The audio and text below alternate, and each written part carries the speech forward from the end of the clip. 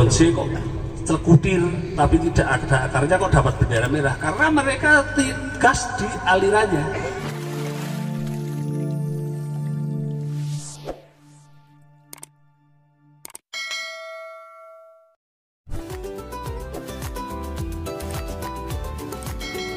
Jawa Pongki. Halo guys, assalamualaikum warahmatullahi wabarakatuh. Ketemu lagi sama Bang Samson Jowo yang punya channel di channel Katrok. Oke sahabat-sahabat semuanya, untuk kali ini kita sedikit belajar lah mengenai 3 aliran juga 5 gaya dasar lah. Jadi untuk hal ini Bang Samson memang spesial menghadirkan pakarnya langsung, yaitu Bapak Muna Adi, dan video ini saya ambil waktu pagelaran kontes bonsai lokal, itu pameran bonsai lokal di Karangawen, Kabupaten Demak. Tapi sebelum itu jangan lupa untuk subscribe, like, serta komen agar channel Bang Samson tetap bisa berkembang. Oke, langsung saja kita ikuti untuk video kali ini. Gitu. Assalamualaikum warahmatullahi wabarakatuh. Jadi ini proses pembentukan bonsai, mengonsep. Sebelum mengonsep, kita harus tahu standar nasional kontes bonsai itu seperti apa. Jadi bonsai itu ada 3 aliran di standar kontes nasional itu. Makanya saya jelaskan biar orang tidak salah paham. Karena kalau salah paham itu bisa menimbulkan ketidakpuasan padahal tidak menimbulkan paham. Yang pertama, aliran naturalis. Aliran naturalis itu kita membentuk atau mengonsep bonsai sesuai 5 gaya, yaitu gaya tegak lurus, tegak berliku, menggantung, setengah menggantung, miring. Kalau bahasa Jepangnya cokan, bangkan, hengkengei, ngei, tajiki.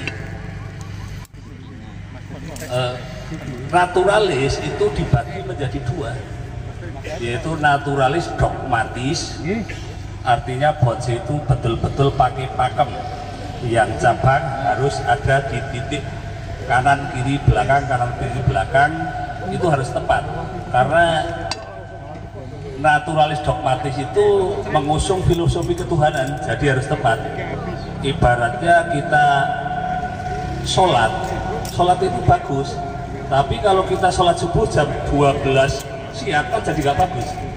Makanya itu naturalis dogmatis itu betul-betul pakai pakem, artinya cabang bawah harus paling besar, ke atas mengecil. Jadi cabang pertama itu harus jadi cabang utama. Tapi kalau tidak bisa dibikin dogmatis, karena semua pohon belum tentu dibikin dogmatis bisa. Contohnya pohon-pohon yang sekarang di hadapan jenengan ini tidak mungkin bisa dibikin untuk dogmatis, karena akar harus menyebar ke segala arah, minimal 3, cabang harus lengkap, dan itu harus tepat pada titiknya, itu dogmatis karena mengusung filosofi ketuhanan. Kemudian yang kedua itu naturalis terapan. Naturalis terapan itu cabang mau dari mana saja yang penting indah, karena mengusung filosofi keindahan.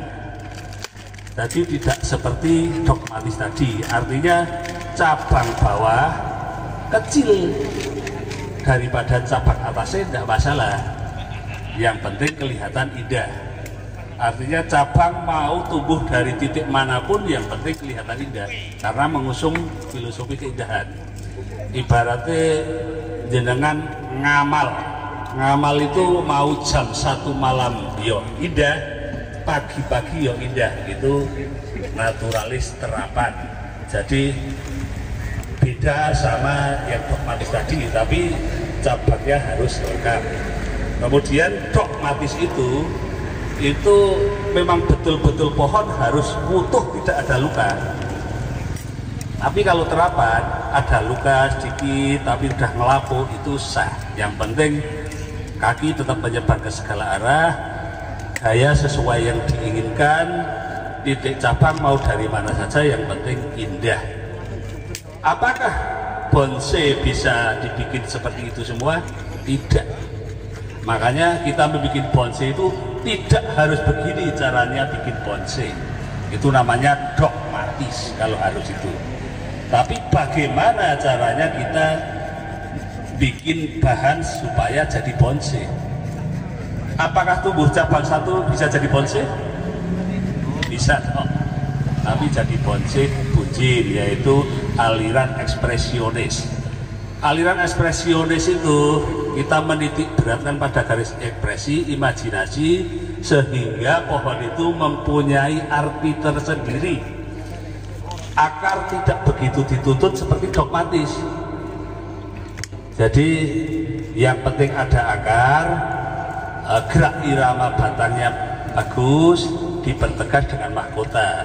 Jadi mempunyai arti sendiri. Artinya contohnya bonsai twin itu menggambarkan sepasang kekasih. Bonsai berbatang tiga menggambarkan sepasang kekasih ada anaknya, dan bonsai grouping itu menggambarkan keluarga dan sebagainya. Artinya ekspresionis itu mempunyai arti sendiri-sendiri. Kemudian kasta yang terendah itu adalah bonsai surrealis. Bonsai surrealis itu kita membuat bonsai dengan garis yang tidak sewajarnya, sehingga muncul daya hayal. Karena pohon yang dibikin bisa saja dihayalkan sebagai batu, bisa saja dihayalkan sebagai gunung. Karena mungkin jenengan-jenengan banyak menemui bonggol yang tidak kelihatan akarnya, tapi menduduk kayak batu, itu seperti pohon serut. Itu jangan diibaratkan sebagai pohon karena tidak kelihatan akarnya. Kalau pohon kan kelihatan akarnya, berdirinya, terus cabang-cabangnya. Kalau dogmatis itu bisa itu baru duduk, sehingga kita bikin bidang sebagai garis hayal. Contohnya pohon-pohon serut yang dari hutan itu kita kadang menjumpai memang tidak seperti pohon yang di pinggir jalan. Nah kalau zaman dulu itu bisa dibuang bonsai-bonsai seperti itu karena cari yang bonsai berdiri. Tapi sekarang itu dimanfaatkan, bonsai tidur dibikin kayak jembatan tapi berdiri sendiri-sendiri. Itu bebas, itu penggabungan antara bonsai mame, gayanya bebas, bisa gaya natural, bisa gaya ekspresi. Itu menjadi bonsai panorama. Sampai di sini mungkin peserta ada yang bertanya, monggo.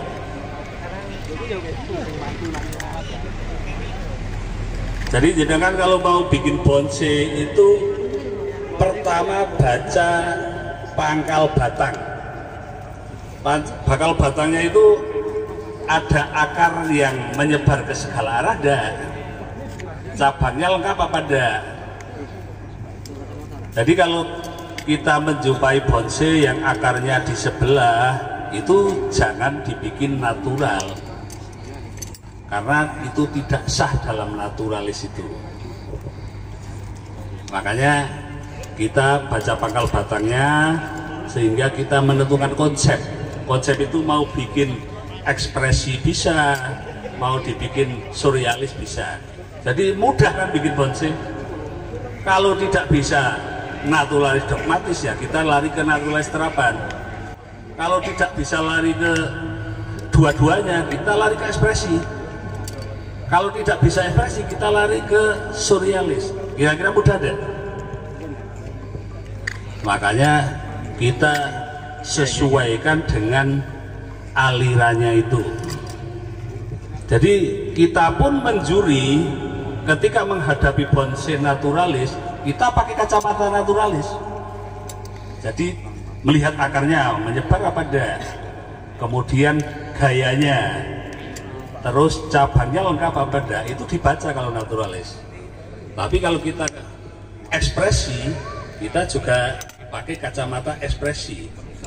Contohnya bonce bunjin, kok bonce kok terkutir tapi tidak ada akarnya, kok dapat bendera merah? Karena mereka gas di alirannya.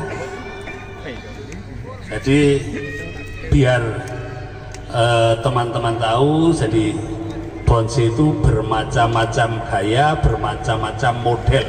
Tapi kalau gaya hanya 5 gaya dasar itu. Kalau model ribuan bahkan jutaan. Jadi kita meniru alam itu belum seberapanya. Di alam itu kita menjumpai model-model bonce itu belum lengkap untuk ditiru manusia. Makanya kita harus belajar dan belajar terus, jangan sampai gampang puas. Artinya kita tetap belajar, tidak merasa bisa, terus belajar terus.